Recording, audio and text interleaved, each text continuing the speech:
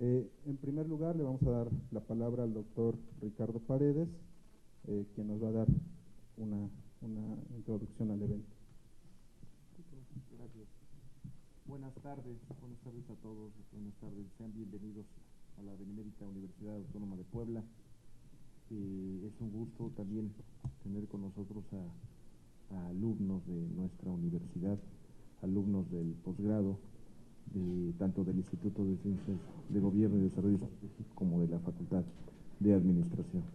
En esta ocasión es la quinta vez que nos reunimos, en la que de manera estratégica y como debe de ser para conformar un núcleo básico de investigación, tanto el doctor René como un servidor hemos acordado no solo llevar a cabo este tipo de eventos, sino otros eventos también que nos han permitido reflexionar sobre temas de gobierno y administración en específico. En ese sentido, también darle la bienvenida a nuestro vicerrector, al doctor Pedro Hugo, por el interés y por ser testigo de este evento, de este ciclo que llevamos a cabo, de esta periodización de un evento que tiene que ver con la cátedra Dieter Nolan.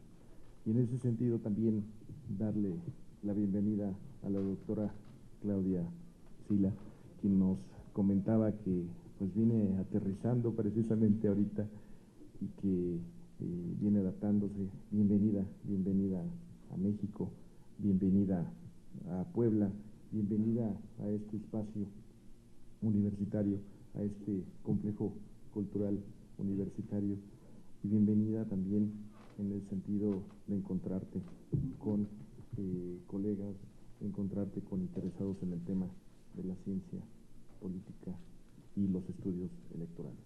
Y al doctor René, como siempre, agradecerle y cedo la palabra para continuar con la presentación en esta quinta conferencia de la Cátedra Dieter Nolan. Gracias, Ricardo.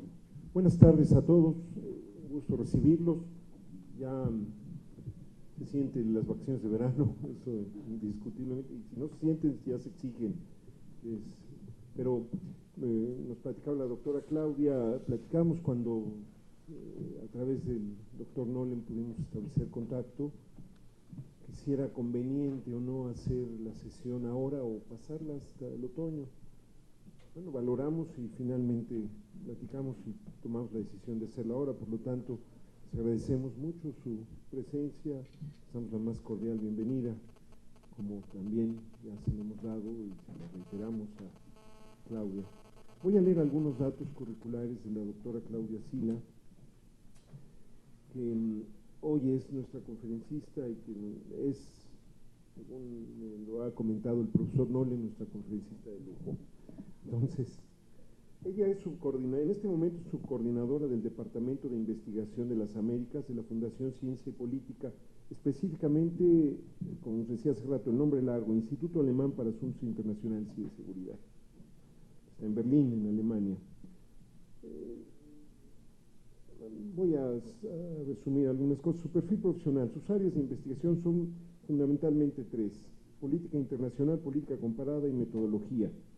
Uno de nuestros investigadores en el instituto nos platicaba hace rato que a la hora de presentar, a discutir los avances de investigación y demás, todo el mundo temía llegar a la evaluación o a la revisión metodológica por la rigurosidad con la que Claudia se desempeña en estos temas. Dentro de política internacional, política exterior de los estados latinoamericanos, relaciones latinoamericano-alemanas y europeas, promoción externa de la democracia, cooperación internacional, países emergentes como nuevos donantes no tradicionales, política de bioetanol de Brasil. En política comparada, desarrollo y procesos de transición, regímenes políticos, formas de gobierno, partidos políticos y sistemas de partidos, elecciones y sistemas electorales. Y en metodología, lógica y método de la investigación empírico-cualitativa y el método comparado. Su especialidad regional es específicamente América Latina, puntualmente Sudamérica.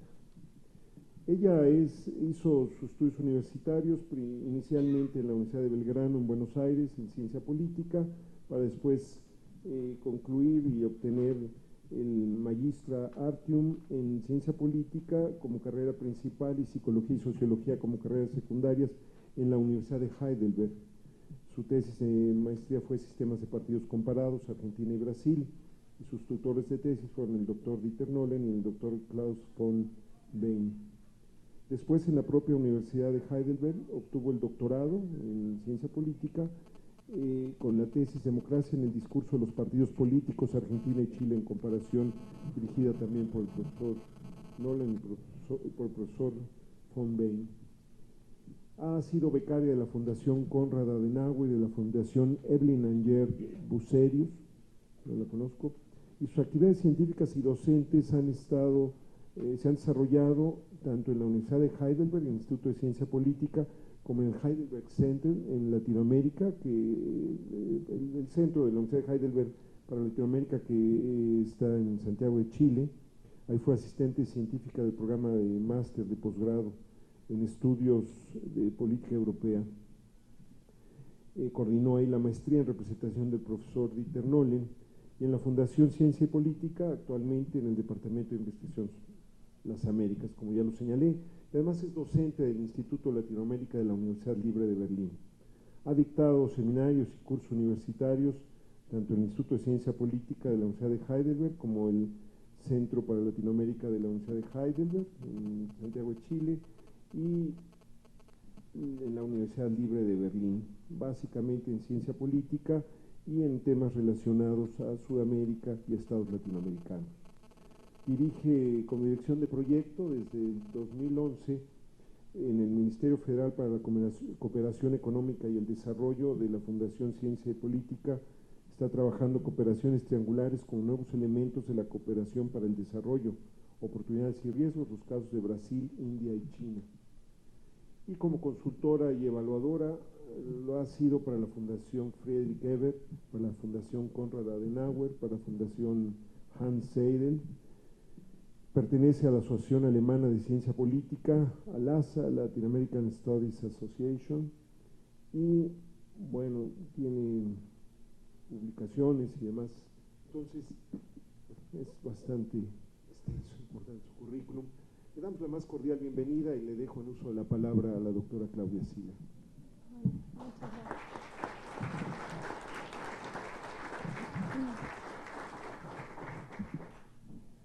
Bueno, muy buenas tardes y muchas gracias. Muchas gracias en primer lugar a los organizadores por esta invitación. Estoy por segunda vez en México y por primera vez en Puebla, así que bastante pronto tuve la oportunidad de llegar acá.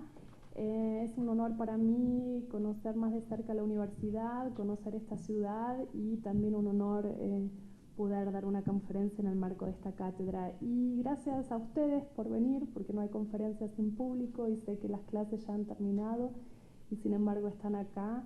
Así que muchas gracias por haber respondido a la convocatoria.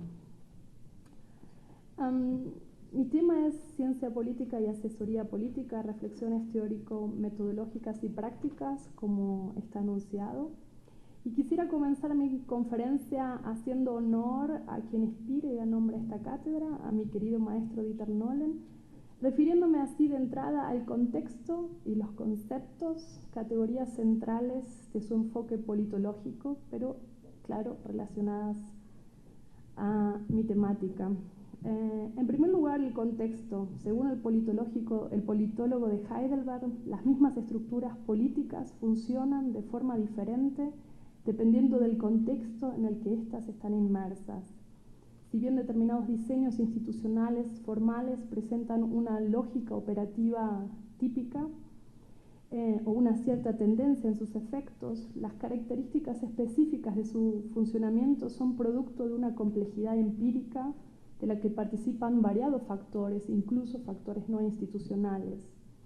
Esto, que es el núcleo del enfoque de Dieter Nolen, es también válido para el tema que hoy nos convoca. Hablar de la ciencia política y la asesoría política en abstracto, en términos teóricos formales, me limitaría a ofrecerles algunas pocas generalizaciones en cuanto a la lógica de ambos sistemas y a su vinculación.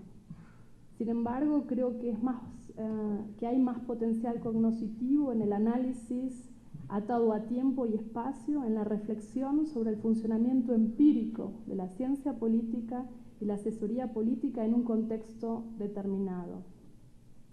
En este sentido, hay un contexto personal y hay un contexto nacional que encuadra mi conferencia.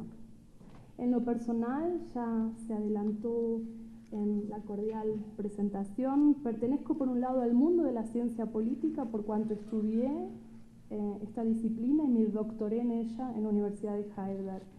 Pero además participo de la ciencia política como docente en la medida que doy clase en la Universidad Libre de Berlín.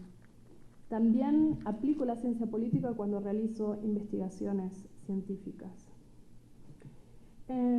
Pero como miembro del think tank que se mencionó, el Instituto Alemán para la Política Internacional y de la Seguridad, formo por otro lado parte del mundo de la asesoría política, en un continuo contacto con el gobierno y con el parlamento alemanes, como así también bien en contacto con la opinión pública a través de los medios de comunicación. En cuanto al contexto nacional, mi experiencia está circunscrita al caso alemán. Yo nunca trabajé en América Latina, si bien es la región que estudio. Me formé y desarrollé mi carrera profesional en Alemania y es eso lo que conozco. De modo que este no es solo el contexto al que haré referencia en mis reflexiones, sino también el contexto que condiciona mi perspectiva de análisis. Haciendo transparente este punto, ustedes podrán tener mayor noción de mi visión, pero también de mi miopía. Pues toda perspectiva es una mirada dirigida que permite ver ciertas cosas y otras no. Pero siguiendo también aquí a Dieter Nolen, estoy convencida de que conocer con mayor profundidad el caso alemán permite interpretar mejor, por comparación, otros casos nacionales. Yo aprendí mucho sobre América Latina yéndome a Alemania. En segundo lugar, los conceptos. Quisiera explicar lo que entiendo por ciencia política y por asesoría política. Con el término ciencia política designo una disciplina de las ciencias sociales que tiene como objeto de estudio la política y lo político en su manifestación procesual, politics, estructural o institucional, polity, y de contenido o como política pública, policy. Cabe aclarar que yo profeso una concepción integral, abarcadora, si se quiere, antigua de la ciencia política, por cuanto considero que incluye en realidad ámbitos que hoy han devenido en especializaciones que van ganando el estatus de una carrera o que van ganando autonomía académica, como las relaciones internacionales, o que van adoptando un carácter más técnico, como la administración pública o los estudios de desarrollo. Pero probablemente sea la asesoría política el concepto cuya precisión más urge. La asesoría política es una actividad profesional no registrada, sin protección legal ni habilitación necesaria por parte del Estado. De aquí que cualquiera pueda autoproclamarse asesor o consultora. Denominaciones que pertenecen a su vez al estridente mundo de los expertos y las expertas. Sabemos que no son siempre la calidad y la profundidad de su conocimiento las variables que definen a una persona como experta, sino más bien la simple cuestión: ¿quién habla de qué en público? Y esto es así no solo por responsabilidad del hablante, sino también de quien recurre a esa expertise, a ese conocimiento, de quien pregunta y escucha, lee y cita a los expertos. En mi instituto soy la responsable para América Latina, para toda la región, pero ya conozco más Sudamérica. Sin embargo, él o la periodista que me consulta por la situación boliviana se refiere a mí en la televisión, radio o prensa escrita como la experta en Bolivia. Si me hacen una entrevista en relación a Chile, me convierto en experta de la política chilena. Y si me preguntan por algún asunto argentino, me transformo en la politóloga argentina, que no puede ser otra cosa que expertísima en temas argentinos. Es por esto que soy reticente a autodefinirme como experta. Pero así me califican constantemente los periodistas que se valen de mis comentarios para, por un lado, elaborar, completar o fundamentar sus contribuciones y, por el otro, para validarlas, para realzar su autoridad. Pues resulta más convincente la apreciación del experto en Paraguay sobre la destitución de Fernando Lugo que la de una simple politóloga especializada en temas latinoamericanos. Pero este no es un fenómeno exclusivo del periodismo político. Creo que no hay país en el que no exista una propaganda televisiva en la que un señor de guardapolvo blanco nos hable de las cualidades científicamente comprobadas de un determinado dentífrico. La ciencia odontológica como fundamentación y el supuesto experto dentista como instancia evaluadora otorgan legitimidad al mensaje transmitido en la propaganda.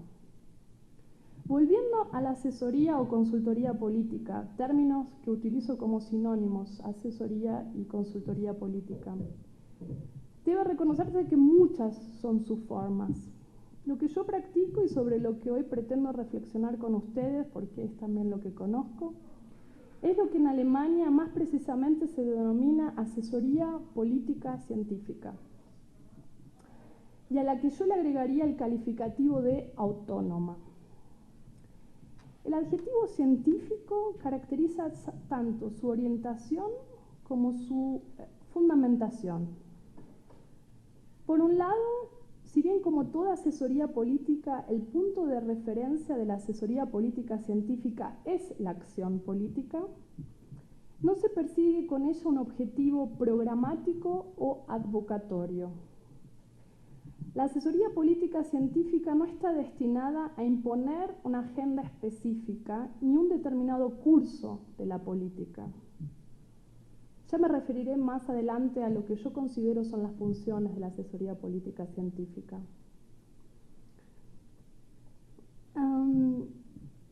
Por otro lado, la asesoría política no se basa en intereses personales, sectoriales o político-partidarios, sino en la investigación atada a reglas y procedimientos científicos. Obviamente tienen los investigadores y las investigadoras una posición propia, pero no escriben ni asesoran como representantes de una postura ideológica o de un partido político, ni en pro de una causa, como es el caso de ciertas organizaciones no gubernamentales.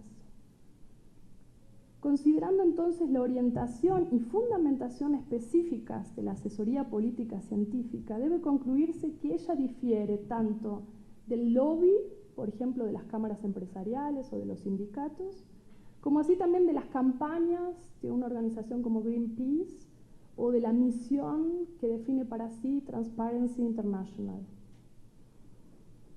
Poner el acento también en la autonomía de la asesoría política científica implica distinguirla de otras tres configuraciones de consultoría.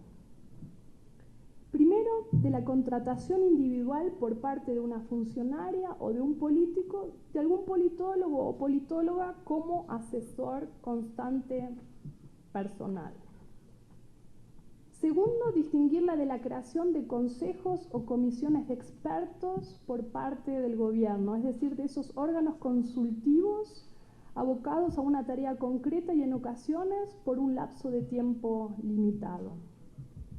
Y tercero, cabe diferenciarla de los departamentos técnicos dentro de la burocracia estatal, que de alguna forma también asesoran.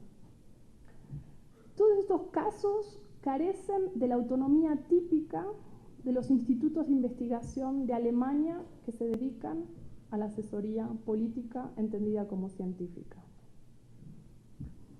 Siguiendo en esta línea de diferenciación y vinculando finalmente lo conceptual con lo contextual y la autonomía, vale hacer hincapié en la particularidad alemana de los think tanks o fábricas de ideas.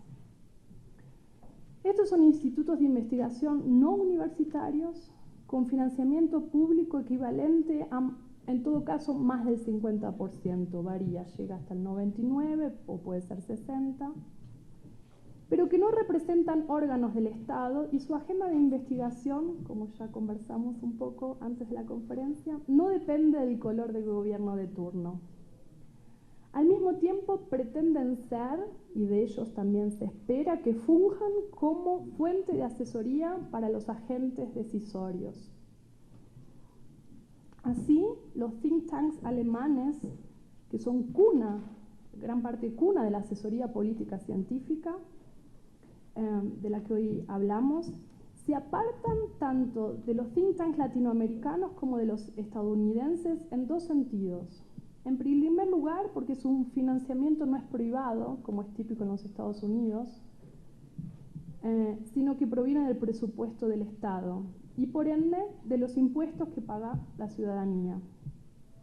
Y en segundo lugar, por construir una columna paralela y claramente separada de la política. En Alemania no existe la puerta giratoria que permite un ida y vuelta entre estas dos esferas, de la política y de la asesoría política científica. La permeabilidad entre la esfera científico-académica y política es extremadamente baja. Una politóloga dedicada a la investigación y asesoría tiene muy pocas chances de éxito en el mundo de la política operativa, y menos aún una profesora universitaria.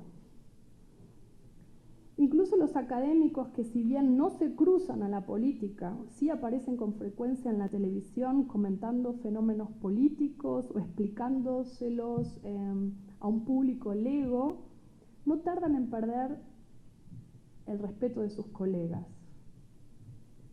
porque estos están celosos de una torre de marfil académica o envidiosos del protagonismo de los colegas. Pero no está bien visto. Del mismo modo, un político en Alemania difícilmente interrumpa su carrera y se dedica a la investigación o ingrese a este mundo luego de retirarse de la política, a diferencia de América Latina, donde expresidentes fundan sus propios think tanks y políticos en pausas se ocupan de la investigación, pero también a diferencia de los Estados Unidos, los think tanks alemanes no son como administraciones en la sala de espera. Y sus miembros no son investigadores que están sentados en el banco de los suplentes aguardando puestos disponibles para entrar al campo de acción. Son dos esferas profesionales bastante inconexas. En Alemania, la racionalidad dicotómica del político y el científico de Max Weber conserva aún hoy día su vigencia.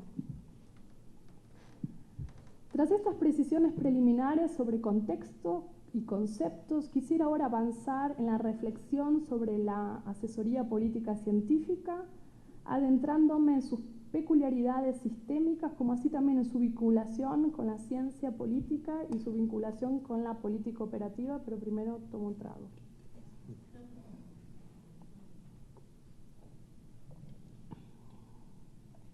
La asesoría política científica es consultoría y a su vez investigación. Esta investigación difiere de la académica o universitaria por cuanto debe ser necesariamente de utilidad práctica. Yo no digo que la investigación académica no sea de utilidad, sino que uno se puede permitir en la academia investigar algo que no sea, donde la utilidad práctica inmediata no sea evidente. Ese lujo no nos lo podemos dar nosotros en el ámbito de la asesoría política basada en investigación. Es discutible si es una cuestión de argumentación nada más, ¿no? La praxis política es el referente de la asesoría política científica y por ende acota el universo de temáticas investigables y de enfoques abordables por una institución dedicada a la asesoría. La asesoría política científica, a la que los agentes decisorios recurren, entre otras cosas también para justificar el accionar político, puede ser vista a su vez como la justificación tecnológica de la ciencia política. Mientras la ciencia política encuentra su objeto de estudio en la política, esta constituye el objetivo o esfera meta, el target, de la asesoría política. En este sentido, son pocos los catedráticos de universidades que incursionan en la asesoría política en Alemania. Se da más que todo en quienes trabajan con enfoques altamente empíricos y no con modelos formales, es decir, aquellos que trabajan con un grado de abstracción entre medio y bajo, con conceptos operacionalizados de forma bien precisa y los que se dedican a temas de actualidad. Así, no es casualidad que Dieter Nolen, con su enfoque histórico-empírico de alta sensibilidad contextual, haya sido muy requerido como asesor en el marco de las reformas institucionales, sobre todo la reforma de los sistemas electorales en América Latina. El umbral que separa la investigación politológica practicada con base en un enfoque teórico-metodológico como el de Nolen, por un lado, y el que la separa de la asesoría política como investigación y consultoría por el otro, es bastante bajo, dadas las características de este enfoque. Las respectivas lógicas de ambos sistemas presentan gran similitud, la de un enfoque de alta sensibilidad contextual y empírico y el de la asesoría política. En este sentido, mis 7 años de trabajo junto a Nolen me prepararon muy bien para la asesoría política. Como consultoría e investigación, la asesoría política científica genera entonces un servicio y practica ciencia. Así, no es simplemente mensajera de los conocimientos generados por otros. No es transportadora de un saber exclusivamente académico, sino que es ella misma productora sobre la base de los principios de una determinada disciplina. No quiere decir que nosotros de forma adrede ignoremos la investigación académica. Nos nutrimos constantemente de ella, pero no nos entendemos como transportadores, como traductores de una investigación académica, sino que nutre nuestro trabajo en un diálogo científico de lo que se vive en este ámbito.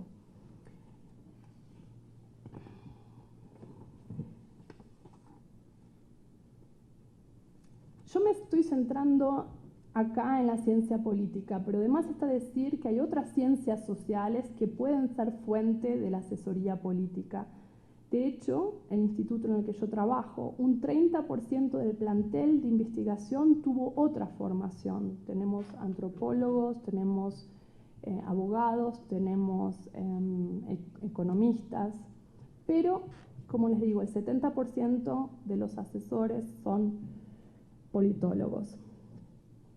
A pesar de la propia productividad científica y de los usuales vínculos institucionales y personales con la academia, la asesoría política científica, como puente entre la ciencia política y la política operativa, no deja de ser blanco de críticas que son dirigidas típicamente a aquellos actores que ocupan roles intermedios, que no son ni una cosa ni la otra. No faltan los profesores universitarios que ponen en duda la cientificidad de los estudios de la asesoría política científica. Alimenta este escepticismo el silencio teórico metodológico y la renuncia al vocabulario extremadamente técnico o extravagante que caracteriza a las publicaciones de los think tanks. Los papers, los policy analysis no trabajan con el vocabulario de la investigación académica. Pues la asesoría no tiene lugar solo de modo oral, personal o interactivo, sino que también a través de los análisis escritos de estos think tanks. Pero en estos, destinados a ser leídos por los agentes decisorios, se omiten por lo general los capítulos más académicos, se invierte el orden de los factores en la presentación y se opta por un lenguaje más coloquial y accesible. Las conclusiones no aparecen al final del artículo deducidas de un largo y minucioso análisis histórico-genético, sino que aparecen al principio, complementadas con recomendaciones explícitas para la acción política, y seguidas recién entonces por el análisis del que provienen todas esas conclusiones.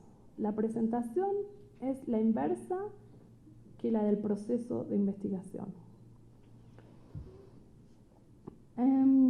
Sucede entonces que de una determinada presentación de los resultados funcional a su utilización se deduce en ocasiones, yo diría desde mi perspectiva erróneamente, un procedimiento analítico, una forma de trabajo cuya rigurosidad es puesta en duda. Del otro lado, los agentes decisorios cuestionan el sentido de realidad de los asesores científicos y el hecho de no incorporar desde el vamos en su análisis el máximo posible de los factores que limitan el accionar de los políticos. Una sana equidistancia entre la investigación académica y la política operativa contribuye a conservar la calidad de la asesoría política científica. Ahora, ¿cuáles son las funciones de la asesoría política científica? ¿Cuál es su aporte? Se podría decir que son básicamente 6. En primer lugar, la asesoría política científica brinda una interpretación de la realidad política, reduciendo complejidad, pero también asignando significado. Esta interpretación no debe necesariamente ser uniforme. Con frecuencia, una misma asesora o un mismo policy paper ofrece distintas interpretaciones de un mismo fenómeno a partir de distintos enfoques, lo que implicaría un tratamiento práctico de la teoría. Si yo analizo, por ejemplo, un fenómeno de la política internacional, puedo presentar entonces distintos escenarios interpretativos, según el realismo, el institucionalismo, el constructivismo. El silencio teórico-metodológico típico de la asesoría política científica del que les hablé antes no implica negar la existencia de diferentes enfoques que se centran en aspectos distintos y llegan por ello a conclusiones diferentes. Sí es posible presentar, por ejemplo, brevemente distintas escuelas de las relaciones internacionales para profundizar luego en la correspondiente interpretación. Hay un silencio, digamos, teórico, pero no mutismo, no mudos. En sistemas democráticos, la asesoría política científica cumple esta función no solo de interpretación, no solo frente a los agentes decisorios, sino también frente a la sociedad, por lo general en este caso a través de los medios de comunicación. Sí debería ser tabú para la asesoría política científica darle consejos autoritativos al gobierno del propio país a través de los medios y frente al público.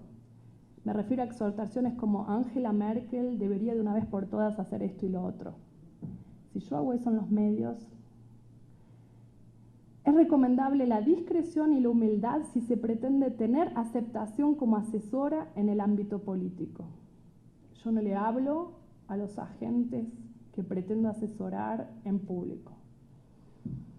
Esto no impide ser críticos como analistas políticos en los medios, sino que lo importante es cómo se enmarca el análisis, la recomendación, el framing es muy importante. En su función interpretativa frente a los agentes políticos y la sociedad, la asesoría política científica participa del proceso de construcción de una percepción específica de la realidad política y de la definición de temas como problemas. La asesoría impregna el debate y los procesos que conducen a tomas de decisiones y de este modo codetermina lo que es políticamente relevante. Desde mi concepción pragmático-constructivista de la ciencia y de la asesoría, la asesoría política y la ciencia política no explican realidades anteriores a la gente que actúa, a la agente que actúa, sino que crea esta misma realidad.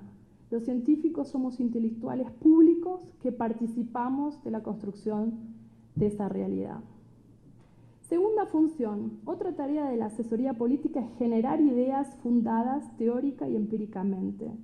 No por nada se dice de estos institutos think tanks o fábricas de ideas. Aquí se aplica más bien una mirada de más largo alcance que se aparta un poco de la política operativa y analiza los contextos más amplios en los que ella tiene lugar. Adelantarse a la política práctica requiere aceptar que lo que una hoy interpreta y propone, sea catalogado y propone, sea hoy quizá categorizado o catalogado como utópico, no realista, y que quizá recién después de meses o años se convierta en referente de los agentes decisorios. Es un momento de satisfacción cuando viene algún político, un funcionario con alguna cuestión y nosotros decimos, hace 2 años escribimos un paper sobre ese tema y nadie nos prestó atención.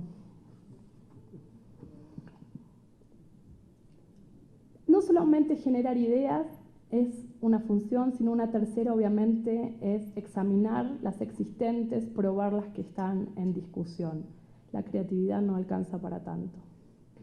Una cuarta función pretende también, la asesoría política científica pretende servir de orientación para la acción política. Quien pasa de la academia a la asesoría política tendrá en primer lugar que desinhibirse normativamente. Esa fue mi más difícil tarea. Esto es, más allá de presentar una interpretación de la realidad o escenarios alternativos, terminar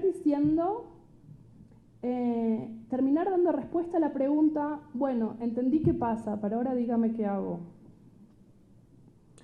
Esto implica recomendar cursos de acción o de omisión.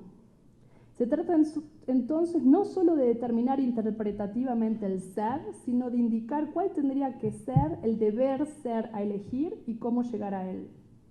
Y este deber ser al que se aspira debe estar fundamentado. Por otra parte, en las recomendaciones debe indicarse a quién están dirigidas, porque cuando en el proceso de desinhibición, cuando uno pasa de la universidad a la asesoría política, es primero decir, bueno, me animo a hacer una recomendación, pero después a uno le preguntan a quién está dirigida esta recomendación. Entonces, mencionar el gobierno tendría, el Parlamento tendría, el Ministerio de Cultura, o los diputados, o los senadores. Es decir, quién, cuándo, cómo. Ese es un gran desafío. Entonces, las recomendaciones no pueden ser del tipo habría que, Alemania tendría que, Alemania no actúa como Alemania.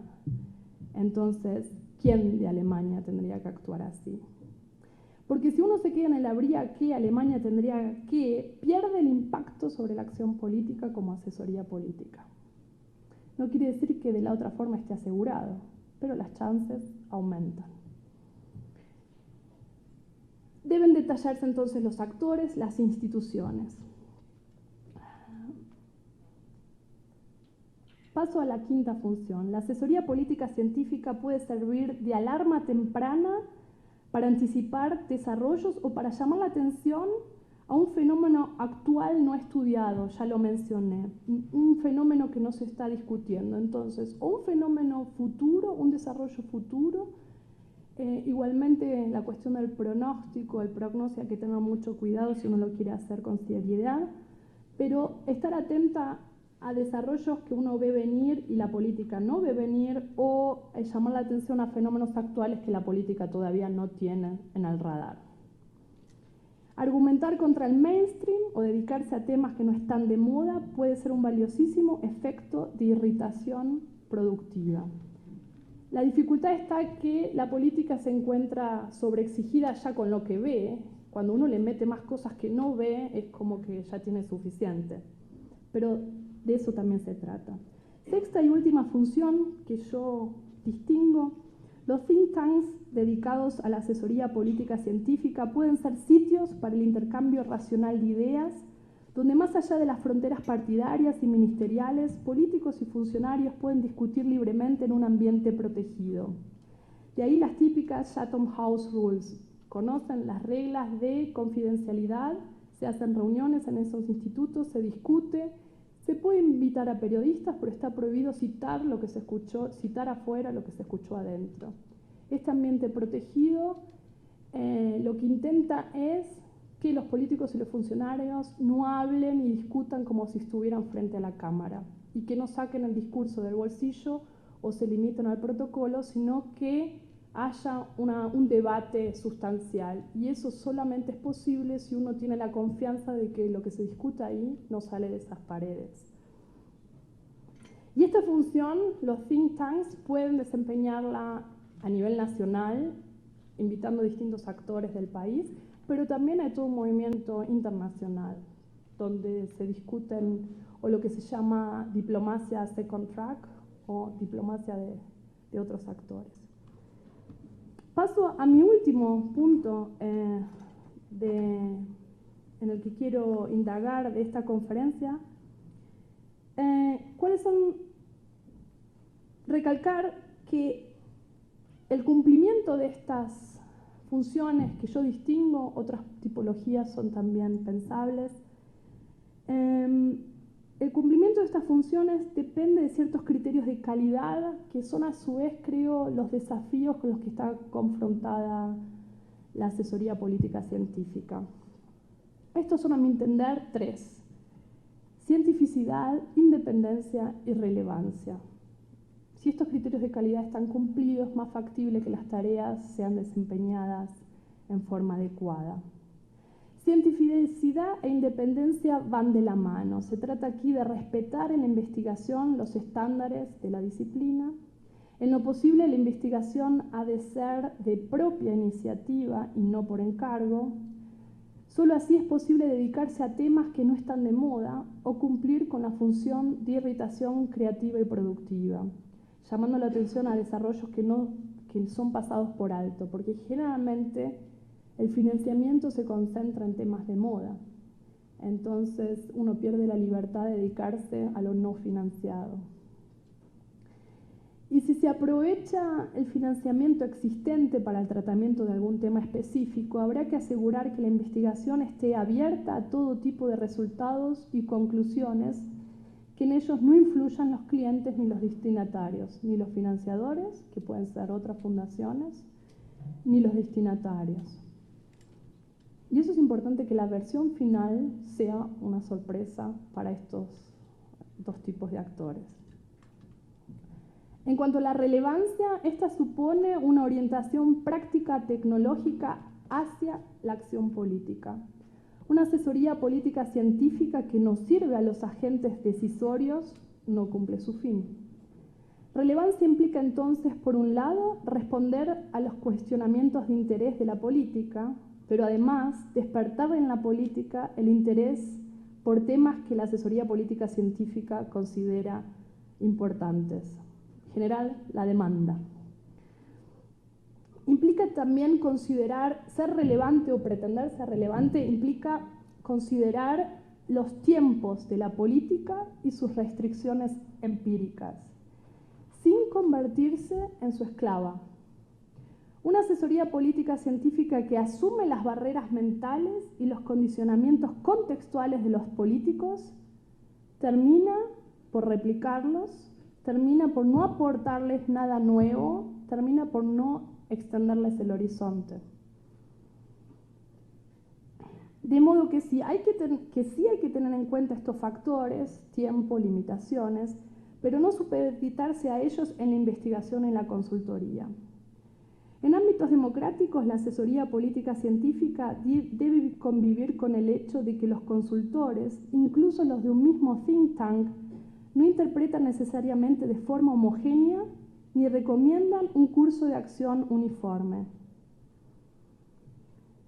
En mi institución decimos siempre, no tenemos posiciones institucionales, sino posiciones individuales. Y pasa con frecuencia que sobre un mismo tema, dos investigadores escriben papers que tratan el mismo tema y llegan a distintas conclusiones. ¿Qué hacemos? Nosotros actuamos, trabajamos con esa heterogeneidad, trabajamos con ese pluralismo en la medida en que cada uno de los papers, adelante en la primera página, dice otra versión de este tema o otra posición de este tema es presentada en el paper B. Y en el paper B dice, si quiere leer otra perspectiva de análisis sobre esta temática, vea paper A. Trabajamos, activamente con nuestro pluralismo interno, insistiendo en que no hay posiciones institucionales. Lo interesante es, acotación al margen, que no es tanto el color partidario de los investigadores lo que lleva a distintas conclusiones, sino la socialización científica, la socialización en la disciplina. En la cuestión del euro, para citar un ejemplo actual y concreto, tenemos dos economistas en mi institución, uno recomienda que Grecia salga del euro y la otra recomienda salvar a Grecia con apoyo financiero. Discutimos esto en un coloquio interno y nos preguntamos, ¿cómo es que ustedes, dos personas inteligentes, bien formadas, entrenadas, llegan a distintas conclusiones? Bueno, ellos explicaron que creen, la interpretación de ellos es que el que recomienda la salida de Grecia viene de la política económica internacional y tiene otro tipo de acceso a la temática Unión Europea, mientras que la persona que dice hay que salvar a Grecia y mantenerla en la zona del euro es una persona especialista en la Unión Europea. Entonces, que a veces es la socialización que uno tuvo como investigador lo que más explica las diferencias en las conclusiones que a quién vota en el cuarto oscuro.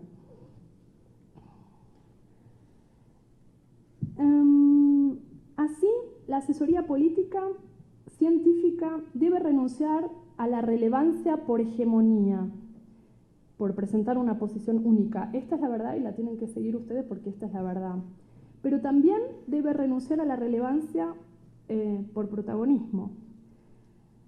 La asesoría no tiene copyright como las publicaciones académicas. El plagio de nuestros papers y ponencias por parte de los políticos en su discurso es nuestra medida de éxito.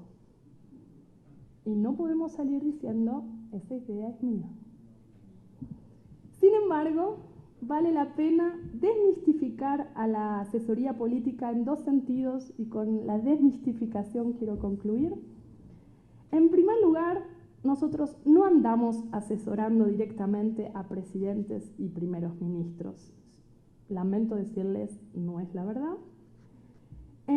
Lo que se asesora por lo general, es decir, no es que no ocurra, pero es una en 10 años y tiene que ser una crisis muy violenta.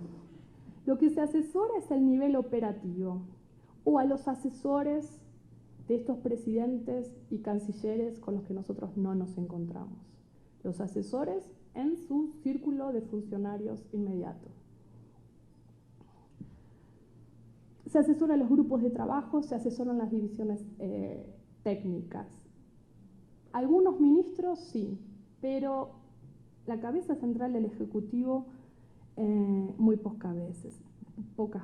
Esta es la primera desmistificación, así que yo no ando sentada con Angela Merkel tomando café. Menos mal que lo dije al final, entonces si se quieren ir ahora. Y en segundo lugar, es muy difícil medir el impacto de nuestra labor sobre la acción política. Más allá de su mensurabilidad, considero adecuado estimar el grado de nuestra influencia como relativamente pequeño. Algo que obviamente me duele como asesora, pero me gratifica como ciudadana que quiere una democracia regida por la política y no una tecnocracia en la que mandan los expertos. Muchas gracias.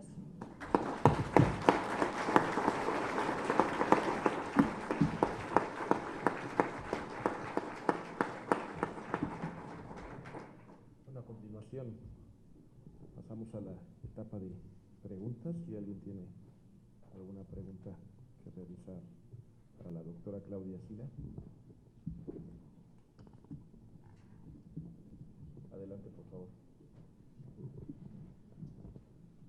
Hola, buenas tardes, doctora. Bienvenida a México. Muy interesantes sus conceptos. Y básicamente, bueno, mi nombre es Jesús Esparza, alumno del doctorado. Y bueno, mi pregunta va en el sentido, si nos puede profundizar un poquito acerca de las barreras que existen para que un académico, un investigador, pase a tener una participación más activa a nivel de asesor, de consultor. Inicialmente, ¿qué tiene que empezar a transformar hacia sí mismo y cuestiones disciplinarias, cuestiones de formación como principales barreras para poder acceder a este campo que pues, me parece muy atractivo y muy fértil? Gracias. ¿Juntamos? ¿Sí? ¿Alguien más?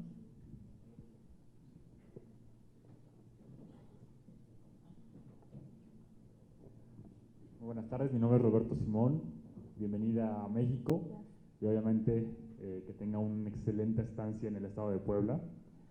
Yo tengo dos preguntas, la primera relacionada con el tema en cuestión y la segunda más relacionada con sus estudios sobre Latinoamérica en su centro de estudios. La primera es, ¿qué tanto es conveniente que un asesor mantenga la independencia o el anonimato como asesor político? ¿Es conveniente o es una regla tajante? ¿Por qué? Porque actualmente la sociedad sabe que muchos políticos o muchos centros, muchos políticos tienen un grupo de asesores con los cuales pueden desempeñar mejor sus ideas o sus proyectos. La cuestión aquí es que la gente pregunta o la gente se queja, ¿por qué esos asesores no hacen esto? ¿O por qué esos asesores no asesoran bien al político? ¿No? Y nunca saben quiénes son esos asesores, ¿no? De hecho, en esas elecciones que tuvimos en México, en las redes sociales se decía, ¿por qué a tal candidato sus asesores no le plantean bien que se comunique mejor o tenga mejor propuestas o mejor de imagen, etcétera? ¿No? Entonces, ¿por qué el anonimato? ¿Por qué esa independencia y no salir a la luz pública? ¿Por qué esa regla tan tajante? Y la segunda pregunta es, los grupos de análisis político latinoamericanos en Europa y en especial en Alemania, ¿cuál es la percepción de México de sus fenómenos políticos y su diferencia con estudios de los fenómenos políticos en Centroamérica y Sudamérica? Porque muchas veces nos diferencian mucho de los fenómenos políticos de Centro y Sudamérica, como que México es como que ni del norte ni del sur, y a veces la percepción es distinta. Entonces, ¿qué tanto es esa diferencia? Muchas gracias. Muy bien. ¿Otra pregunta?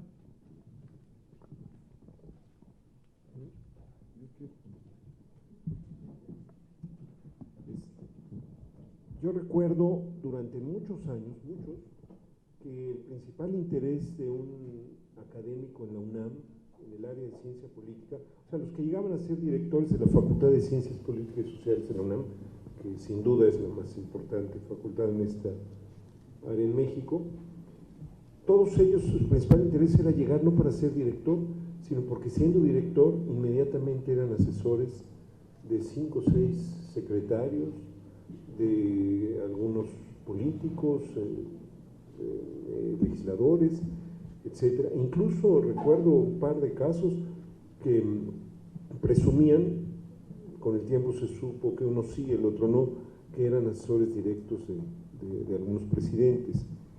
Entiendo esta lógica, esta racionalidad, distinguir lo científico de lo político, es muy alemana además, pero creo que acá en México no se ha dado así, ni creo que se dé. Incluso ahorita lo estamos viendo, finalmente universidades, instituciones, áreas de ciencia política, de sociología política, de economía incluso, han tomado partido, a lo mejor por la polarización que ha tenido la política en México, pero han tomado partido.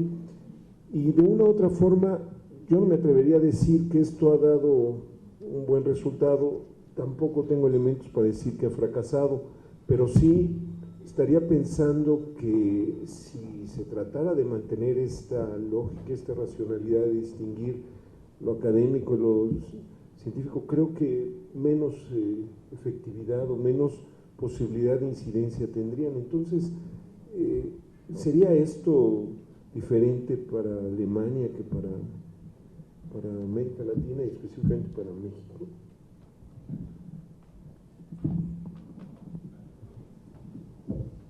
A ver, ahí atrás, por favor.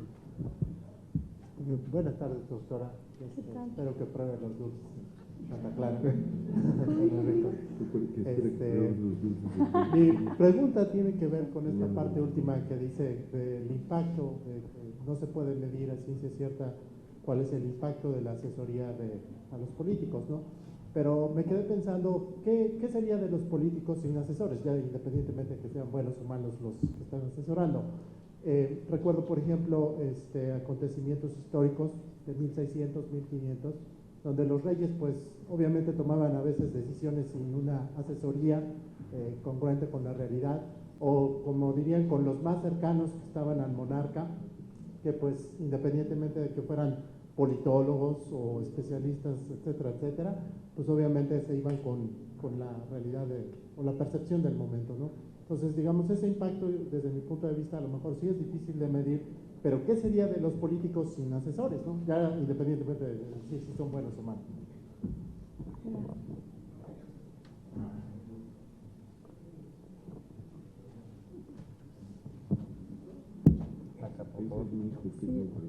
Buenas tardes. Mi pregunta va relacionada a lo crítico, bueno, las críticas que he escuchado de los think tanks. Muchas veces dicen que por lo mismo de tener un financiamiento privado, publican lo que ahora sí que el que le financió quiere, ese conflicto de interés. Me imagino que en un gran porcentaje el hecho de que sea financiamiento público en su think tank en Alemania combate con esto, pero quisiera saber en qué otros aspectos específicos o por qué cree que su think tank no cae en este conflicto de intereses, son cuestiones específicas. Esa es mi pregunta. Gracias. Ok. La última. Bueno, buenas tardes, muchas gracias por la conferencia. Y bueno, a mí me gustaría más que nada que ahondara un poco sobre su experiencia, ¿no? En esta transición, ¿no?, de la academia, ¿no?, a la práctica de la asesoría política, ¿no? Esas, no sé, algo así, si pudieras compartirnos tus reflexiones epistemológicas en cuanto a la construcción del conocimiento, ¿no? Estas diferencias que se dan con distintos objetivos, ¿no?, pero que finalmente redundan en un conocimiento social. Gracias. ¿Alguien más? Bueno, yo sí también quisiera perfilar un poquito en base a lo que comentaban, el conflicto de interés, pero también el conflicto de interés entre países, ¿no? Más con Argentina, hoy lo que está pasando, el conflicto que se da con Inglaterra por las Islas Malvinas en este momento, y lo que tiene que ver finalmente con la asesoría. Mi conflicto de interés. Así es, finalmente. Muy bien, perfecto.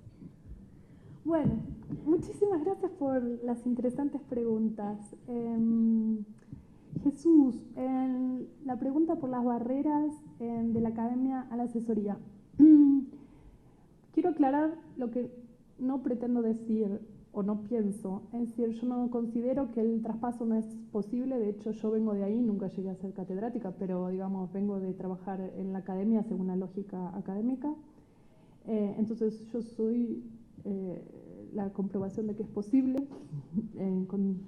Los demás evaluarán el resultado, pero no es que no sea posible, sino que depende de qué ámbito académico de investigación uno viene. Si uno viene de una economía, por ejemplo, de las ciencias económicas, a un análisis muy formal, que se trabaja con modelos, entonces bajarlo a lo empírico de la asesoría requiere, digamos, un aterrizaje de bastante distancia. Cuanto más empírica sea la forma de investigación en la universidad, cuanto más contextualizada, cuanto más uno considere variables históricas y sociológicas, más cerca se halla uno ya del típico análisis de consultoría. Entonces, lo que pasa es que la academia se puede permitir trabajar con modelos abstractos, con teorías muy complejas y manejar un lenguaje que quizás es muy preciso, pero que entiende un grupo muy reducido de personas. El hecho de que eso sea posible en la academia implica que puede haber actores que se mueven en ese ámbito, y si esos actores quieren pasarse a la asesoría política, no es imposible, pero es un largo camino a recorrer. Si uno viene de una disciplina o de un enfoque metodológico y teórico que ya de entrada está más cerca, es más fácil. Así que no es imposible, sino que...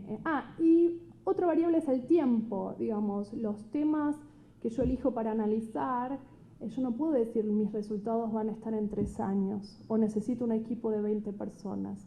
Eso también implica, yo estoy limitada para elegir mi agenda de investigación. Tiene que ser algo que yo pueda abarcar, que pueda analizar, que pueda llegar a conclusiones en menor tiempo que la academia y con un equipo más chico.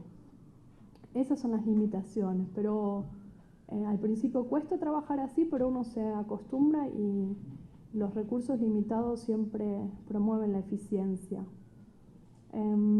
Roberto, creo que estamos hablando de distintos tipos de asesoría. Un asesor de campaña no es un asesor político-científico. Un asesor de campaña tiene como misión hacerle ganar las elecciones a la persona que asesora. Mi misión ni es ni siquiera asesorando al gobierno alemán, ni siquiera ayudarlos a una reelección, ni indirectamente. Mi orientación es resolver problemas. ¿Quién define los problemas? Los definimos juntos. Y puede ser que yo diga lo que usted considera que es un problema, para mí no es un problema. O usted habla de este problema, sí es un problema, pero yo veo un problema más grande, mírelo.